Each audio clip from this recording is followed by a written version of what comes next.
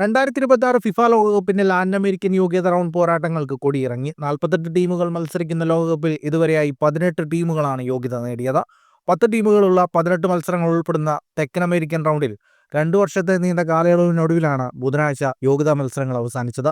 6 ടീമുകളാണ് യോഗ്യത ഉറപ്പാക്കിയത്. ചിലി തുടർച്ചയായി 3-ാം ലോകകപ്പിനും യോഗ്യതയില്ലാതെ പുറത്തായി. നിലവിലെ ചാമ്പ്യന്മാരായ അർജന്റീന 18 മത്സരങ്ങളിൽ 12 ജയവുമായി 38 പോയിന്റുമായാണ് മേഖലയിൽ നിന്നും ഒന്നാമന്മാരായി ലോകകപ്പിന് പുറത്തുറപ്പിച്ചത്.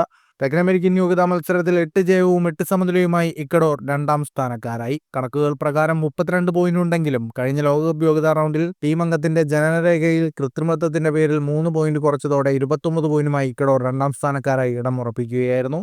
3-ാം സ്ഥാനത്ത് 28 പോയിന്റുള്ള കൊളംബിയയാണുള്ളത്. ഇതേ പോയിന്റുള്ള ഉറുഗ്വേ 4-ഉം ബ്രസീൽ 5-ഉം പരാഗ്വേ 6-ഉം സ്ഥാനത്താണുള്ളത്. 3 ലോകകപ്പിന്റെ കാത്തിരിപ്പിന് ശേഷമാണ് പരാഗ്വേ ലോകകപ്പിൽ പന്ത് തട്ടാനെത്തുന്നത്. 7-ാമത് ലോകകപ്പിന് യോഗ്യത നേടിയ കൊളംബിയയ്ക്ക് 2022 ലോകകപ്പിന് പന്ത് തട്ടാൻ അവസരമുണ്ടായിരുന്നില്ല. ഫുട്ബോൾ ലോകത്തെ കൂടുതൽ വാർത്തകൾക്കും വിശേഷങ്ങൾക്കുമായി സ്പോർട്സ് കഫേ സബ്സ്ക്രൈബ് ചെയ്യുക.